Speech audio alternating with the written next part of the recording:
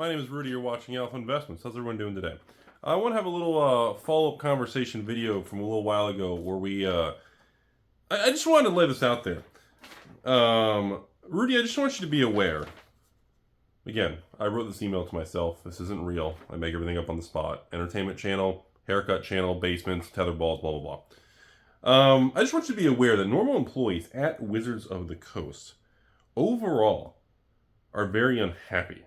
There's a huge chunk, I'd be willing to say a third to a half, that's a big number, of the employees who work for Wizards of the Coast at the main headquarters on the West Coast there, you can Google the address and location,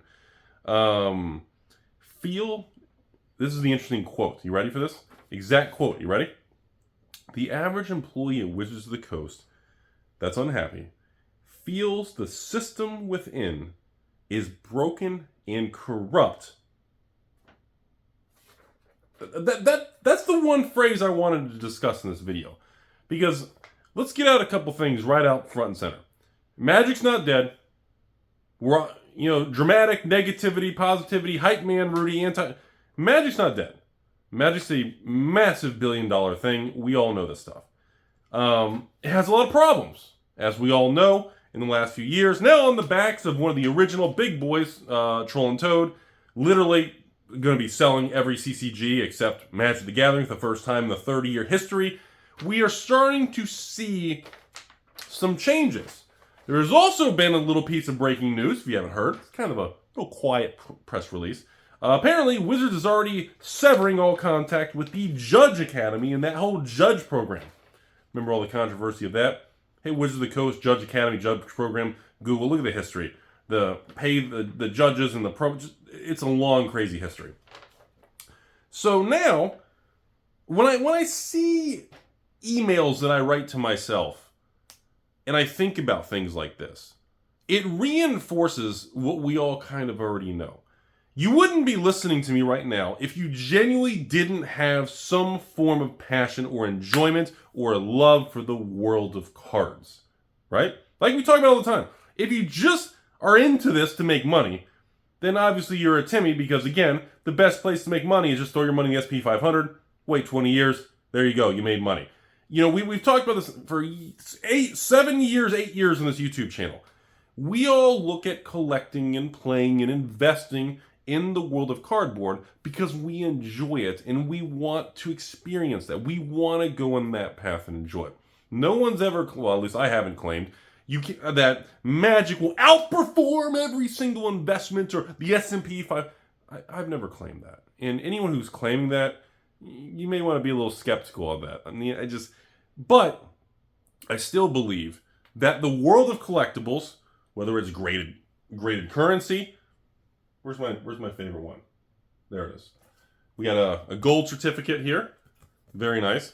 Whether you're into graded currency, stamp collecting, blow-up doll collecting, vibrating machine collecting, whether you're into video games, whether you're into cards, I don't really care what you're into. Comic books. Although I still stay away from the Beanie Baby thing. And also the Funko Pops. Any of they're fun and playful, but just be careful with that. We are into the world of cards. We like to play, collect, and invest long-term because it's a hobby of ours. There's not many hobbies in the world that you can enjoy and actually have the potential to not lose all your money.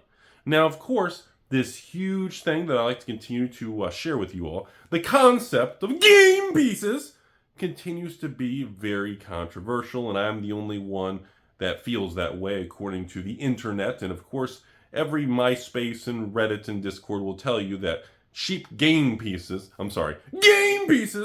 being very cheap, is what everybody wants, right? That's what the internet and culture wants you to believe. Now, reality, everything is a very complex spider web. You cannot just cut off certain sections of the spider web and expect it to still hang beautifully off the corner of your taco stand. If you sever any corners of that structure of the spider web, it starts to literally deform and have weak spots and fall apart. It's like engineering, building a building or a bridge. You have to have the full structural sound foundation, and it's a lot more complicated than it looks. You drive, oh, look at that cool looking building. Oh, look at that cool looking bridge. Oh, that spider web's pretty. On the surface, it seems more simple than what it is. So when I send an email to myself, and it talks about all these employees who actually work inside Wizards of the Coast, and I respond to myself, and when I think about this stuff, it reminds me that number one, it's a very conflicting. I know many people say it's like a toxic relationship. You love something so much, it makes you happy, nostalgia, all this stuff. But it's also very, I don't want to say the word like abusive, but it's very manipulative maybe, or very, very tricky, or it can be very smoke and mirrors. It can be very uncomfortable. It can just, it's a funky relationship, you know, because the company continues to put out this, we're for the community, we hear you on your cheap game pieces, but then they turn around and say, the new Commander Master set boxes, stores $325, to help for the public $400. Like, and unfortunately, a lot of people don't seem to have, I don't know, maybe the life experience, the depth, the business knowledge, the education. Maybe they haven't eaten enough tacos. I don't know what it is, but a lot of people can't seem to have a more in-depth, complicated conversation on, you know, the chessboard. What's going on? Why are they moving certain pieces a certain way? Why are they pushing all these pieces over here on the board forward, saying, game pieces cheap, we're here for you? But then they're moving these other pieces and raising prices like crazy. Am I allowed to say yet? Or, I don't even know if it's public. Huh? Am I allowed to tell you all yet? I don't know if I am. Well, no one's watching. We're getting late in the video. MetaZoo! Is everybody gone? Okay. I mean, there's another price increase coming with Ixalan. Like, Wizards is raising the price again. Now, that's a whole other video and complicated, and employees that I emailed myself and I respond to myself is the reason there's price increases coming because they're lowering print runs and they need to not have a big drop in revenue at Hasbro, so they're lowering the print run finally. So they're going to raise prices to counteract the revenue decline of tighter print runs. And again, I just made all this stuff up. This is when I email myself in the middle of the night when I'm in the shower. You guys should try emailing yourself in the shower. It gets a rise out of me. Who the fuck watches this? So, I'm not surprised to hear this because, as with most large corporations, usually you have the hundreds, if not thousands of people who are the backbone of Wizards and Magic, R&D, testers, artists, you know, designers, finance people, accounting people, artists, and, you know, they don't have the power to make some of the terrible decisions that the higher-ups do. So I don't think Magic is dying. I think Magic is trying to find its limits. I think Magic is trying to see how high and how far they can push all of us. And it's looking like they have found the kind of the breaking point for a lot of things. Think about this. The last 12 months, what have we learned? Wizards has learned too many secret layers, people start buying less. Data that I emailed to myself is showing that people are buying less secret layers even though they're making more of them. So in reality, they're not making more revenue. It's kind of a waste of money. Number two, we've learned that reprinting old collector's edition, ABU, reserveless, any of that type of approach and charging a ton of money doesn't work. They thought it would work. They expected 50 to 100 million in revenue. It didn't work.